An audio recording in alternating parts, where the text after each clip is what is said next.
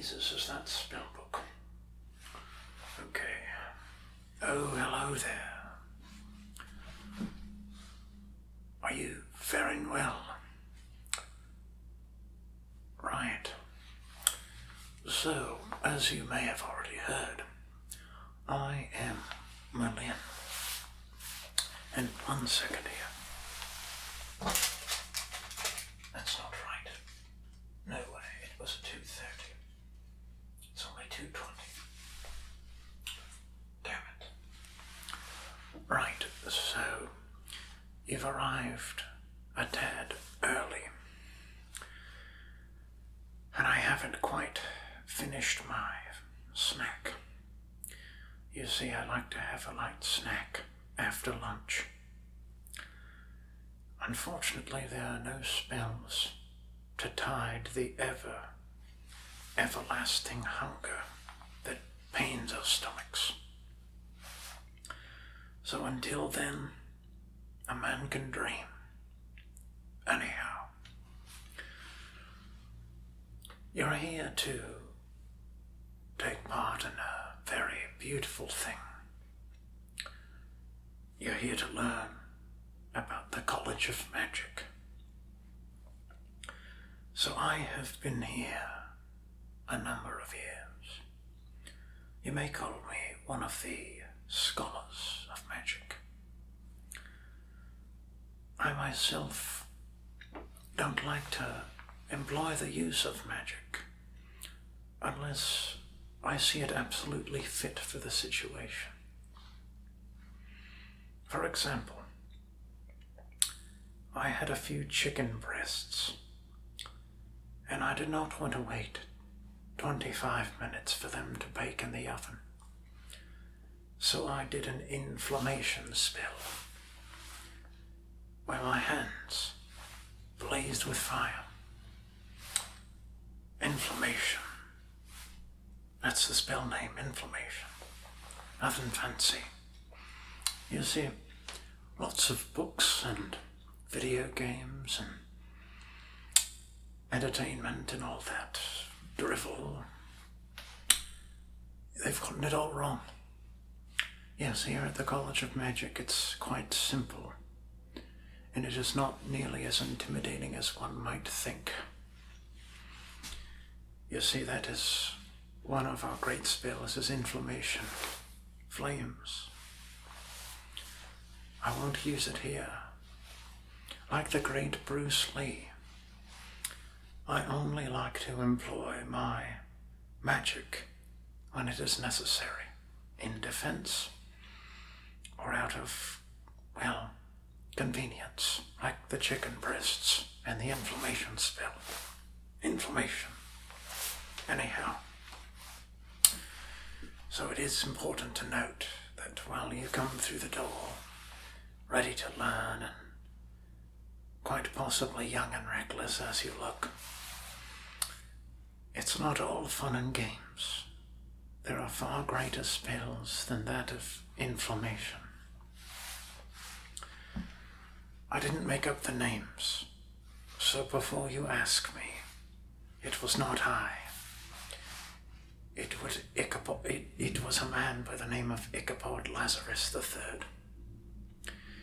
Yes, that was his name. No, it's not a joke. His name was Ichabod Lazarus III, or was it the fourth? I believe it was the third, because the third time was the charm. Oh, you, excuse me. Right, this is not a traditional dress. As you can see, I am wearing some kind of imitation leather hybrid, rainproof material, undoubtedly. This is not an official robe that one would wear at the College of Magic. And if you were not me, you might get scolded by one of the higher-ups. But I am me. My name is Merlin, and I've got my ID badge, but it's not on me. You'll just have to trust me. You'll have to trust me with a lot of things, as I will be teaching you very volatile spells. Okay? But for now, I will be teaching you about the history of the college. Right. Where are my notes? Well, luckily I log a lot of things in my memory bank. So, excuse me. Don't knock over that. Listen, that glass is very precariously close to the edge of the table. Get it away. Listen, no spills.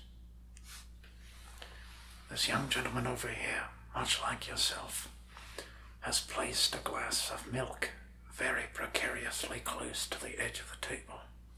And excuse me, you know, when you practice magic, your beard gets it grows every few seconds, so sometimes it consumes my mouth, and I have to pull it away. Anyway, the College of Magic was started in the year 1979. Great year. They were smoking lots of weed. Yes, and it was illegal, even at the College of Magic. And it was not the best thing for all the time because it, well, created a sort of lethargy.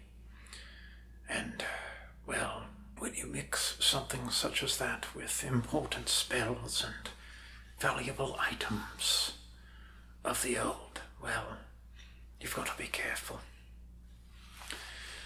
So it was a beautiful year. There were a lot more, well, dare I say, females back then in the College of Magic. It has now turned into a semi-laughable thing. We've got a lot of people saying, "Dude, I played the game Skyrim. Now I'd like to learn about magic." And if that is you, well, please keep that information to yourself, as well as Magic the Gathering. I have nothing against the game myself, but when a scholar such as myself or some of my brethren hears, "Hey dude, I was playing with cards and I figured I could learn something cool," it's not the best look, as they may say. Right. So, the future burned bright around here. The building was new. It was made in 1978, put to use in 1979. And we've got a beautiful building here. We've got 4 floors. Yes, the first floor, the second, the third, and you guessed it, the 4th. Now, right now, we stand here on the 4th floor. Little high up, little high. But I'll be teaching you a spell so you can levitate to the ground. It's quite fun. It is quite fun. And I did mention previously that spells should only be cast when they are absolutely necessary, but that one is when you're that high up and you don't want to walk down 3 flights of stairs. The knees crack a little more than they used to. And I'm not so old, but I'd like to preserve my limbs and joints as I may, because there is not a spell, unfortunately, for restoring joint health. There is an inflammation spell for fire, as I've told you so far, and a levitation spell. Levitation. Levitation can be used to remain static. You give your body a sort of sway in the air. You levitate. Levitation. Levitation. And it can be used to slowly lower yourself down. Magic is a lot about feel. It's not exactly an exact science, and it is quite looked down upon by scientists and, well, all kinds of people. they think that we are out to destroy the world. But it is the opposite. We are out to make the world a better place. So, hold on. Right. So they built the beautiful building that you are now standing in. And I'll say, when I first started here, things were amazing. I made so many friends, late nights, parties, too much wine. We practiced the inflammation spell on a goat. Now, we're not satanic here. Well, maybe some of us more than others and some of us less. But that was a very drunken night, and the goat was on his way out anyway. So we burnt the goat, and we're not proud of it, so you best not bring that back up. Don't bring up the burning goat. I'll tell you once more, please do not bring up the burning goat. That was a great night. Strange memory, but then again, most of them are. There was a particular gentleman named Emerald, Nottinghamshire, and he was quite proficient in the ways of magic. He was quite like a mentor to me, and I was his protege. He taught me the inflammation spell. He taught me the levitation spell. How could I forget one of the most important spells? Telekinesis. Now that spell is used to bring objects forth and far. Bring objects forth close to you and send them flying. Now we had some very drunken nights, and the telekinesis spell wasn't always used on objects. Sometimes if we had enough red wine, well, we would use it on each other. Nothing insane. Nothing insane. Well, magic itself is sort of lends itself to madness. So maybe it was a little crazy, and we are all a little bit nutty around here. But what were you expecting? It's the College of Magic. And this is not Skyrim. This is the real world. Sorry to remind you of that, by the way. But you can use the telekinesis spell with aggression or passively. And we would use it quite passively on each other. And it was fun. Hey, listen, Scott. Scott was a good friend. Yes, quite the name, Scott. He was a good friend. And one night, he sent me from the 4th floor down to the 1st floor using telekinesis. It almost broke my bones. It was not fun. I can laugh about it now, and it was sort of funny in the moment, but, well, it hurt like shit, as you might say. I landed right on my back, kind of like Solid Snake in Metal Gear Solid 3 Snake Eater, and he falls off the bridge in the very beginning. I was in that kind of state. I needed healing. And so when word of that got to Emerald, we were all still drunk and, well, not making good decisions. Fire engulfed his entire body in a spell I had never seen before.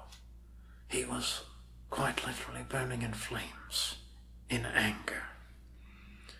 And it was, I suppose, his Incredible Hulk-esque magic equivalent to being enraged. That is what happened to Emerald when he seethed with rage. And he looked at Scott, and he said, "One more thing like that, and you'll be out of this college." And all of us were very passionate about magic, so it scared the shit out of Scott. But me, I was not in the best of ways. I was hurting, right? Ouch, my back. I feel like I'm 97 years old. Ouch. I said, Emerald, could you please restore me to regular condition, as he is the highest of all magic practitioners. He did have restorative spells. So he restored my body back to great fighting shape. And as I mentioned earlier, the spells you will be learning, and that I know, well, they don't focus on restoration for your body. But a practitioner of magic at Emerald's level, he holds all the spells quite literally, and he hasn't taught us those. And there are still spells that I have no idea about. Second floor, you may have noticed the cafeteria. The food is quite bland, so you may want to pack a lunch. They're getting rid of sodas. And I'm not sure why, because diet soda is quite literally my bane in a great way. I will drink diet soda until the very end. Diet soda is love, diet soda is life. We're getting very off topic, but we have a lot of time to go over this stuff. So Scott managed to stay in the College of Magic, and he graduated with high honors. And that goes down in history as one of the largest mishaps in the College of Magic. In Emerald, I still see a seething fire behind his eyes if someone mentions the great telekinesis mishap of 1980. Great year, strange year, great music. Van Halen. And so, as I've said, in the glory days of this college, there were quite beautiful maidens, as we called them. We respected them very much. We enjoyed their company. And now it's just a bunch of people that look like Hagrid from Harry Potter and myself. And, well, it's not exactly motivating. Not to be gross, but I think you know where I'm coming from. Right, you've got a bright future ahead of you. This place is not very old. We are still discovering things. And Emerald still resides close by. If we ever need to consult him, well, it's got to be an emergency. So you can't just ask him to teach you a simple spell. You can ask me to teach you a simple spell. Not today. I'm tired, okay? Very tired. I've had my third coffee for the day. Dunkin' Donuts pumpkin spice iced coffee. Great stuff. And even someone who practices magic, such as I, can't quite get his hands on one of those pumpkin spice syrup containers. I've asked them. I've said, excuse me, would I be able to buy one of those off of you? And they say, sorry, not for sale. And I say, don't you know who I am? I say, I'm Merlin at the College of Magic. And the girl at the window says, I thought that place was for a bunch of nerds and loser neckbeards. And I drove off without paying for the coffee. The camera got my license plate number, and I had to pay a small fine. It was not a good day. Anyway, we're getting off track. You just need to know that this place serves a greater good. We do not aim to destroy the earth or its people. We aim to help anybody from all crosses and snags of life from all over the globe. We even had a dog here. Great thing, its name was Spot. and it used to love to jump on the tables and spill the wine glasses. No one ever got angry at Spot. He didn't mean it. Spot was a great dog. Unfortunately, Spot died during a levitation spell. He wasn't being levitated, it so happened that he died while someone was doing levitation on an object. You may ask me, are levitation and telekinesis the same spell? No. Levitation is for levitation, static in the air, letting it down gently. Telekinesis, that can be performed rather aggressively, throwing objects left, right, up, down. And like I said, when I broke my body, it was a very aggressive telekinesis spell.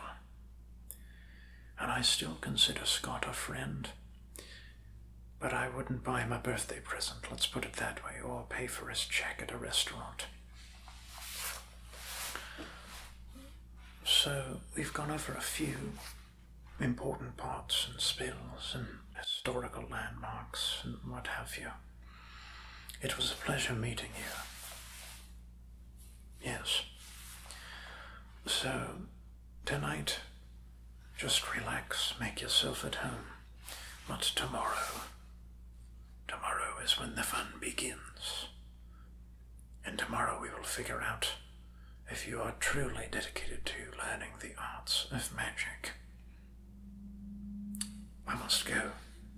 You can see yourself out. Not sure if this one's gonna make it, to be honest. None of them ever do. They don't take anything seriously anymore. They're vaping on their jewels and listening to the trap music